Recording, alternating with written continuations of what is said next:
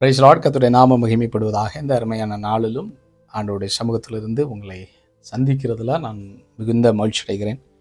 நிச்சயமாகவே கடைசி நாட்களை குறித்து நம்ம தியானித்து கொண்டிருக்கிறோம். கடைசி கால செய்திகள் என்று சொல்லி கர்த்தர் நம்மோடு கூட பேசி கொண்டிருக்கிறது நினைத்து நான் ஆண்டவரை ஸ்தோத்திரிக்கிறேன். இந்த நாளிலும் கர்த்தர் நம்மோடு பேசும்படிக்காய் ஒரு வார்த்தை ஜெபிக்கலாம். பரிசுத்த பிதாவே, உமக்கு நன்றி ஆண்டவரே. இந்த அருமையான இந்த நாளிலும் கர்த்தர் எங்களோடு கூட நீ பேச போகிறதற்காக நன்றி.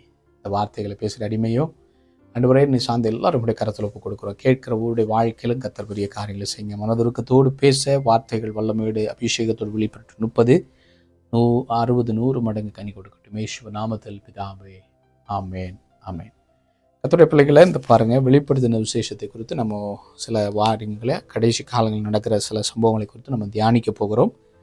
குறிப்பாக பாருங்கள், வெளிப்படுத்தின விசேஷத்தில் 1வது அதிகாரம் 1வது வசனம் இப்படியாய் சொல்கிறது: சீக்கிரத்தில் சம்பவிக்க வேண்டியவைகளை தம்முடைய ஊழியக்காரருக்கு காண்பிக்கும் பொருட்டு தேவன் இயேசு கிறிஸ்துவுக்கு ஒப்புவித்ததும் இவர் தம்முடைய தூதனை அனுப்பி தம்முடைய ஊழியக்காரனாகி யோவானுக்கு வெளிப்படுத்தினதுமான விசேஷம் என்று சொல்லி ஆண்டுடைய வார்த்தையை ஆரம்பிக்கிறத நம்ம பார்க்குறோம். அப்படி என்று சொன்னால் இந்த அதிகாரத்தை குறித்து நம்ம பார்க்கும்போது இது யார் எழுதுன்னு சொல்லி எல்லாருக்கும் நமக்கு தெரியும். அப்போஸ்தலராகிய யோவான் ஐயா 12 சீடர்கள் இயேசுவால் பிரித்தெடுக்கப்பட்டு சீடர்களாகி பிரித்தெடுக்கப்பட்டு ஆண்டவரோடு கூட இயேசுவோடு கூட நடந்த ஒரு ஊழியக்காரராகிய தேவனால் பிரித்தெடுக்கப்பட்ட அப்போஸ்தலர் தான் யோவான் ஐயான்னு சொல்லி நமக்கு தெரியும். அப்போது இவருடைய வாழ்க்கையில் எத்தனையோ அப்போஸ்தலர்கள் இருந்தாங்க. ஆனால் அந்த அப்போஸ்தலருக்கு இல்லாத ஒரு மகிமையான காரியத்தை இந்த அப்போஸ்தலருக்கு ஆண்டவர் கொடுத்துருக்கிறார். இப்போது எனக்கு எப்போவுமே இந்த ஜான் ஐயாவை குறித்து யோசிக்கும்போது இப்படி நான் யோசிச்சிருக்கிறேன் பல நாட்கள். அப்போஸ்தலரில் பாருங்கள், அப்போஸ்தலர் 3வது அதிகாரத்தில் இவரும் ஆண்டவருடைய அபிஷேகம் பெற்றவர், ஊழியக்காரராக அப்போஸ்தலர் அழைக்கப்பட்டவர். ஆனால் இந்த 3வது அதிகாரத்தில் பார்க்கும்போது அவர் என்ன நடக்கிற பெரிய மிராக்கள் நடக்குது. ஜெப வேளை ஆகிய 9ஆம் மணி வேளையில் பேதுருவும் யோவானும் தேவாலயத்துக்கு போனார்கள்னு பார்க்குறோம். அதன் பிறகு ஒரு சப்பானி, தாயுடைய வயிற்றிலிருந்து சப்பானியை பிறந்த ஒருவரை கர்த்தர் சுகப்படுத்தி இருக்கிறார் என்று சொல்லி அதில் தொடர்ந்து நம்ம படிக்க முடியுது. அப்போது இதில் என்ன நடக்குது அப்படின்னா, மிராக்கிள் நடந்து பேதுருவும் யோவானும் அவனை உற்று பார்த்து எங்களை நோக்கி பார் என்றார்கள். அவன் அவர்களிடத்தில் ஏதாகலும் கிடைக்கும் என்று எண்ணி அவர்களை பார்த்தார் என்று சொல்லப்பட்டிருக்கு. அப்பொழுது பேதுரு, வெள்ளியும் பொன்னும் என்னிடத்தில் இல்லை, என்னிடத்தில் உள்ளதை உனக்கு தருகிறேன், நசரேனாகிய இயேசு கிறிஸ்து நாமத்தில் நீ எழுந்து நட என்று சொல்லி அப்படின்னு சொல்லி பேதுருவையாவை மறுபடி அந்த பேதுருவையா எடுத்து பேசுகிறதெல்லாம் நம்ம பார்க்குறோம். அப்போ எனக்குள்ள ஒரு கேள்வி, இந்த மிராக்கிள் நடக்கும்போது 2 பேர் இருக்கிறாங்க. பேதுரு ஐயாவும் இருக்கிறாரு, யோவான் ஐயாவும் இருக்கிறாரு. அதுக்கு பிறகு யோவான் ஐயாவுடைய வார்த்தை அவர் பேசின மாதிரி எதுவுமே அந்த அதிகாரம் முழுவதும் இருக்காது. அங்கே எல்லாமே யார் தான் பேசுவார்?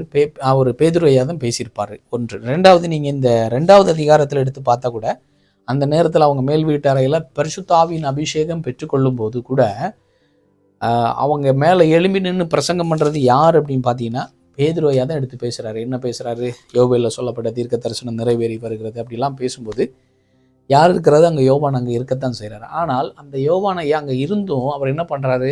சைலண்டாகவே இருக்கிறாரு. பேதுரு ஐயா கூட என்ன நானும் பேசுகிறேன் அப்படின்னு சொல்லிலாம் அவர் அடம் பிடிச்சியெல்லாம் பேசுகிற மாதிரி எங்கேயும் கிடைக்கல, எங்கேயுமே அதை பொறுத்தே சொல்லப்படலை. அப்போ அதிலிருந்து நான் ஒரு காரியத்தை புரிந்து கொண்டேன், அவர் எவ்வளோ ஒரு தாழ்மை உள்ள ஊழியக்காரர். அப்போது அத்தனை ஜனங்கள் இருந்துமே, அத்தனை பேர் இருந்துமே, நானும் எனக்கிட்டே ஆண்டவர் பேசியிருக்கார், நானும் அப்போஸ்தலனாக அழைக்கப்பட்டேன், நானும் சீஷனாக இருக்கிறேன் என்று சொல்லி தன்னை என்ன செய்யலை? அவர் அந்த இடத்துல பெருசாகி வெளிப்படுத்தலை. அவர் தாழ்மையாக இருந்தார். பேதுருவோடு கூட பேசுறது, பேதுரு கொடுக்கப்பட்ட அழைப்பு ஒன்று இருக்குது, எனக்கு கொடுக்கப்பட்ட ஒரு அழைப்பு இருக்குது. என் மேலே ஆண்டவர் பெரிய திட்டத்தை வச்சிருக்கிறார், உண்மைத்தான். இப்போ என் மேலே இருக்கிறது ஆண்டவர் ஏற்ற நாளில் என் மூலமாக கர்த்தர் அதை செய்வார் என்று சொல்லி அந்த இடத்துல அவர் தாழ்மையாக இருந்தார். அப்போது அதன் பிறகு நீங்கள் பார்க்கும்போது யோவான் ஐயாவை வித்தியாசமாய் கர்த்தர் பயன்படுத்தினார். இப்போ இன்னைக்கு இருக்கிற ஊழியக்காரனுடைய வாழ்க்கையை பார்த்தீங்கன்னா, இன்றைக்கி 2 பேர் ஒரு இடத்துல போனால் இவருக்கு அவரை ஆகாது, அவருக்கு இவரை பிடிக்காது. அப்போ ஒருவருக்கு ஒருவர் என்ன செய்கிறாங்க? ஒருவருக்கு ஒருவர் அவங்களுக்கு அந்த ஊழியக்காரர்களுக்குள்ளேயே சின்ன மனக்கசப்பு, நீ பெரிய ஆளா நான் பெரிய ஆளாங்கிற பல காரியங்கள் இருக்குது. இது யோவான் ஐயாவுக்குள்ளே முன்னாடி இருந்துச்சு. இது ரட்சிக்கப்பட்டு இயேசுவோடு கூட நடக்கும்போது அந்த அபிஷேகம் பெரும் முன்னாடி கேட்குறாங்க. என்ன கேட்குறாங்க? தாய் வந்து கேட்குறாங்க, நான் ஒருவன் எனக்கு என் பிள்ளைய யோவான் வலது பக்கமும் யாக்கோபுக்கு இட பக்கம் இடந்தாருங்கன்னு சொல்லி தங்களை மேன்மையாக கேட்குறாங்க. எப்போ? அபிஷேகம் பெரும் முன்னாடி. ஆனால் பரிசுத்தாவின் அபிஷேகம் பெற்று கர்த்தரால் அபிஷேகம் பெற்று நடத்தப்படும் போது அவருக்குள்ள ஒரு பெரிய தாழ்மையை நம்ம பார்க்க முடிகிறது. அன்புக்குரிய கர்த்தருடைய பிள்ளைகளை, இது அல்ல செய்தி. ஆனால் யோவானை குறித்து ஒரு செய்தியை நான் சொல்கிறேன். அப்படிப்பட்ட ஒரு தாழ்மையான மனிதன் தான் யோவான் ஆண்டவர் அவருக்குன்னு வைக்கப்பட்ட நேரத்தில் கர்த்தர் யோவானை பயன்படுத்துகிறார். அதனால் நீங்கள் இதுவேளை இதை பார்த்துட்டு இருக்கிறீங்க, ஐயோ என்ன ஆண்டவர் பயன்படுத்தலையே, என் கூட இருந்தவங்க எனக்கு பின்னாடி வந்தவங்களாம் இன்னைக்கு வல்லமையாக ஆண்டவர் பயன்படுத்துகிறாரேன்னு சொல்லி ஒருவேளை நீங்கள் சோர்ந்து கூட போயிருக்கலாம். ஆனால் ஆண்டவர் சொல்கிறாரு, உனக்குன்னு ஒரு இடத்த ஆண்டவர் வச்சிருக்கிறார், உங்களுக்குன்னு ஒரு வேலையை கர்த்தர் வைத்திருக்கிறார்.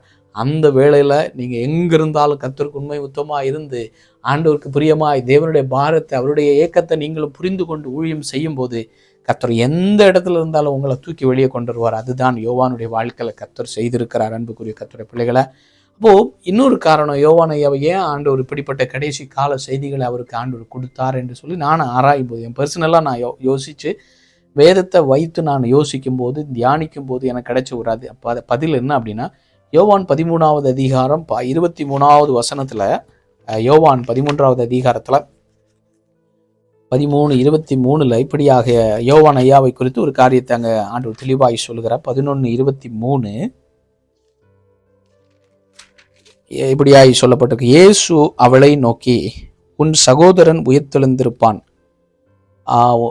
13வது அதிகாரம் 23வது வசனம்.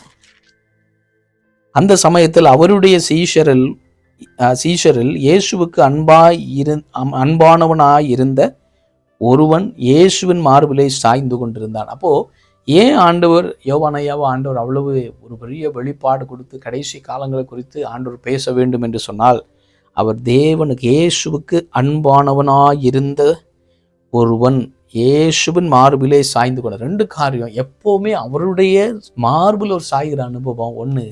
2வது, அவர் என்ன பண்ணாராம், 23 அவர் இயேசுவுக்கு அன்பாக இருந்தார். எப்பவும் ஆண்டவரை ரொம்ப அதிகமாக நேசித்தவர் தான் யார், யோவான் ஐயான்னு சொல்லி ஆண்டவருடைய வார்த்தை சொல்லுது. அப்போது ஆண்டவராகிய கர்த்தரை எவ்வளவுக்கு எவ்வளோ அதிகமாக நேசிக்கிறீங்களோ அந்த அளவுக்கு கடைசி காலத்தில் ஆண்டவர் என்ன செய்வார், உங்களை பயன்படுத்துவார். அப்போ அப்படிப்பட்ட யோவான் ஐயாவுக்கு தான் ஆண்டவர் கடைசி காலங்களை குறித்து அநேக காரியங்கள் என்ன செய்கிறார், ஆண்டவர் வெளிப்படுத்தி இருக்கிறார். அன்புக்குரிய கர்த்தருடைய பிள்ளைகளை, இன்றைக்கு கடைசி காலங்களிலும் இனி நடக்கிற சம்பவங்களை குறித்து அறிய வேண்டும் என்று சொல்லி உங்களுக்கு ஏக்கம் இருக்கிறதா? ஒன்னே ஒன்று செய்யுங்க, உலகத்தை நேசிக்கிறது வெறுத்து வெறுத்து வெறுத்து உலகத்தை வெறுத்து, உலகத்தின் ஆசைகளை வெறுத்து, உலகத்தின் அன்பை வெறுத்து இயேசு அதிகமாக நேசிக்க ஆரம்பிங்க. இயேசு அதிகமாக நேசிக்கணும், ஆண்டவரை அதிகமாக நேசிக்கிற ஒரு அனுபவம், ஆண்டவரை அதிகமாக அன்பு செலுத்துகிற ஒரு அனுபவம் பெருக பெருக, ஆண்டவரே நான் உம்மை நேசிக்கிறப்பா, நான் உம்முடைய வார்த்தையின்படி நடப்பேன், உம்முடைய கற்பனையின்படி நான் நடப்பேன்னு சொல்லி அந்த அவரை நேசிக்க நேசிக்க நீங்கள் என்ன செய்வீங்க, அவரையே சாய்ந்து கொள்வீங்க. அவருடைய மார்பில் சாய்கிற ஒரு அனுபவம் பெற்றுக்கொள்ள நம்ம என்ன நடக்கும் தெரியுமா, ஆண்டவர் அடுத்தடுத்த லெவலில் நம்மளை கொண்டு போவார். அவர் என்ன செய்வார், அடுத்து என்ன நடத்துவார்னா, அவர் கடைசி காலங்களை குறித்து, இனி வருகிற காரியங்களை குறித்து ஆண்டவர் நம்மோடு பேச ஆரம்பிப்பார். சும்மா எல்லாத்தையும் பேச மாட்டார். ஆண்டவர் பேச வேண்டுமானால் முதல் தகுதி அவர் எதிர்பார்க்கறது அவரை அதிகமாக நேசிக்கணும். அதனால தான் பேதுருட்ட கூட அப்படி தான் பேசினார், எல்லார காட்டிலும் நீ என்ன நேசிக்கிறாயா? ஏன்னு சொன்னால் ஆரம்பத்தில் நேசித்து கொண்டு இருந்தார், உண்மைத்தான். ஆனால் போக போக அந்த நேசம் அவருக்குள்ள குறைந்ததை கர்த்தர் கண்டுபிடித்தார். மறுதளிக்கும் போது ஆண்டவர் கண்டுபிடிச்சிட்டாரு, ஆரம்பத்தில் இருந்த அன்பு இவனுக்குள்ள இல்லை, அவன் கொஞ்சம் என்ன நேசிக்கிறத விட்டான், உலகத்தை நேசிக்க ஆரம்பித்தான். அதனால தான் ஆண்டவர் கேட்குறாரு, என்னை நேசிக்கிறாயா, என்னை நேசிக்கிறாயா 3 முறை கேட்குறாரு. ஏனென்று சொன்னால் அந்த அன்பு குறையும் போது தான் ஆண்டவரை மறுதளிக்க ஆரம்பிப்போம், ஆண்டவரை விட்டு மறைய ஆரம்பிப்போம், ஆண்டவரை விட்டு ஒழித்து போகிற அனுபவம் உண்டாகும். ஆனால் இந்த யோவான் ஐயா கூட இயேசு கிறிஸ்துவை சிலுவையில் அறையும்போது கூட என்ன செஞ்சார் தெரியுமா, அவரோடு கூட நின்றாரு. ஐயோ நான் செத்தாலும் பரவாயில்ல, இவ்வளோ நான் மறிக்க வேண்டிய சூழ்நிலை வந்தாலும் பரவாயில்ல, இந்த சேவர்கள் என்ன கொண்டு போட்டாலும் பரவாயில்ல, என்ன ரோமர்கள் என்ன அழித்து போட்டாலும் பரவாயில்ல, நான் என்ன செய்வேன், நான் அவரோடு கூட நிற்பேன், அவருடைய அந்த பாரத்தை நான் சுமப்பேன், அவருக்காக ஐயோ அவரை சிலுவையில் அறைகிறாங்களேன்னு ஏங்கி கொண்டு தான் யார் நின்னது, யோவான் ஐயா நின்னார்.